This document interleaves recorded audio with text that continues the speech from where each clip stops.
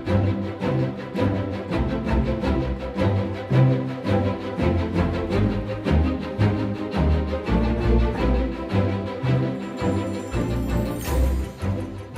and welcome. My name is Brian Kaplan, editor of The Banker, and today we're discussing the economic outlook in Sri Lanka. With me are the Governor of the Central Bank of Sri Lanka, Mr. Ajith Nivard Cabraal, and the Chairman Designate and Director of the Colombo Stock Exchange, Mr. Vajira Kulatilaka. So, Governor, if I could come to you first. Yes. And obviously, Sri Lanka's had a bit of a tumultuous history. We've seen peace since 2009 now, and we've seen a pretty good economic record since then. I mean, what's the economic outlook for 2014 and beyond? Over the last several years, Brian, we have been making every effort to ensure that our growth story that has been unfolding in the recent past is a sustainable one and a sustained one. I think what we have done in the last few years and what we are doing now will ensure that this growth path keeps momentum and that we would be able to ensure that it happens every year. So we are pretty optimistic that what has been put in place will give us that outcome. And at the same time, we are very concerned about having all our macro fundamentals in benign shape. And that's an area that we have also been concentrating on. So overall, I would say that we have a fairly optimistic way forward, which will probably unfold as time goes on. And what sort of growth are you looking at in 2014 then? We're looking at 7.8% this year, and going into the future, a growth in the region of about 8%.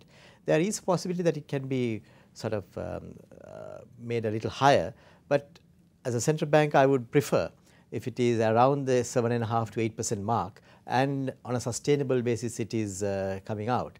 So that's what we are hoping for.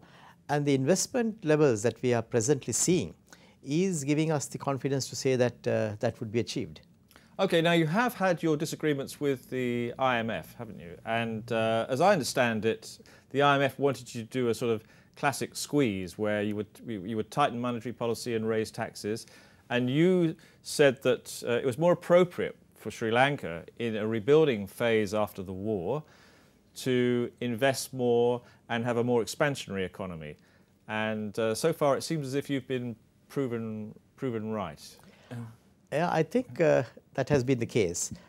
We have to also appreciate that IMF may not have been able to understand the way Sri Lankan economy would move for the future.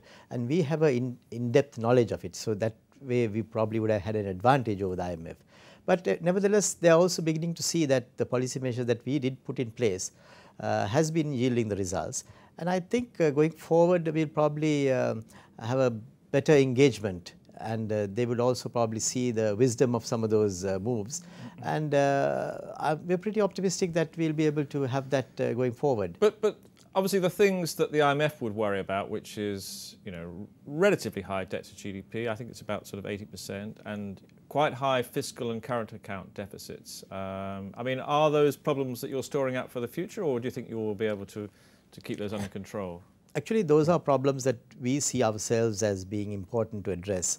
And if you look at the way that we have addressed it, we had a debt to GDP level which is above 100% in 2004. And we have systematically brought it down to 78% now. And our next few years projections will bring it down to about 65%. So there is a very clear indication that we are addressing the problem. Even the fiscal deficit in 2009, it was as high as 9.9%, which is not acceptable. But it has been coming down, and now we have come up to the 5.2% mark. And the government has given assurance that they will come down to 3.5% in the next 2 years.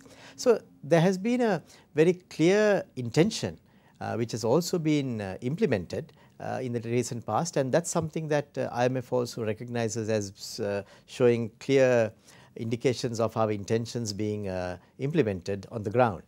Okay, now let's go to Mr. Kulatilaka, who's the designate chairman of the stock exchange. And I mean, tell me how attractive Sri Lanka is now for portfolio investors who want to invest in this recovery we've been hearing about.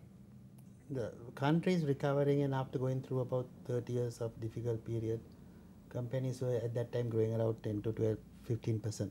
But the phase has now changed to 20 to 30% type of growth.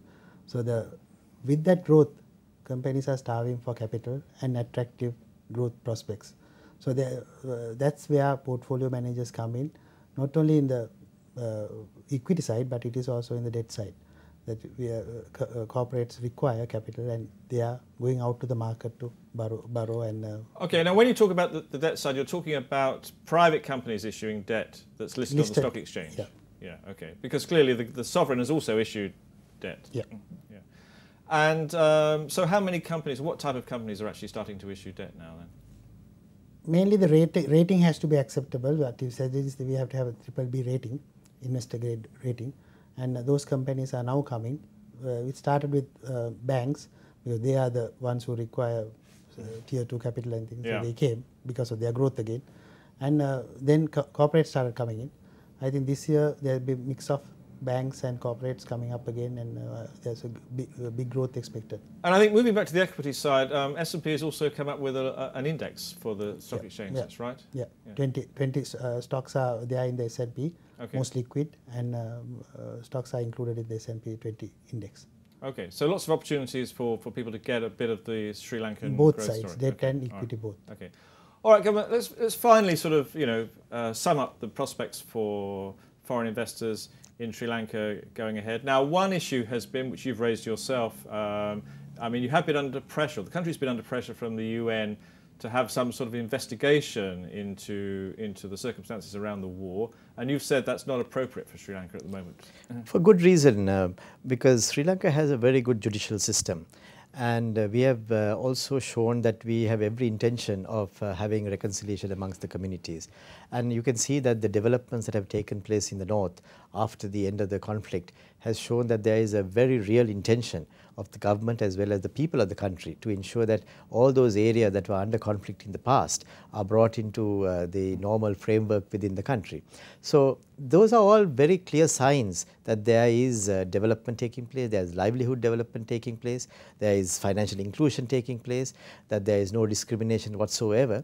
So in the context of that nature, when an outside party comes in and appears to be involved in a process which should be entirely domestically driven, that gives a signal that there is something which is not really relevant or not really needed. So that's the point that I was trying to make, and I believe going forward Sri Lanka has every intention of ensuring that we are able to put the conflict behind, because after all we are the ones who suffered most. Yeah. So we have a greater intention and a greater need to see that it doesn't recur again, and I think that also must be appreciated by all outside parties who sometimes believe that they also need to come in and have a stake in what's going on in our country. So we like to invite them to be a part of our development story. But as far as the internal operations are concerned, I think we are very capable of doing it ourselves. Okay. Well, thank you, gentlemen, for sharing your thoughts on Sri Lanka's growth prospects and foreign investor prospects, and we look forward to hearing more in the months and years ahead. Thank you very much. Thank you, Brad.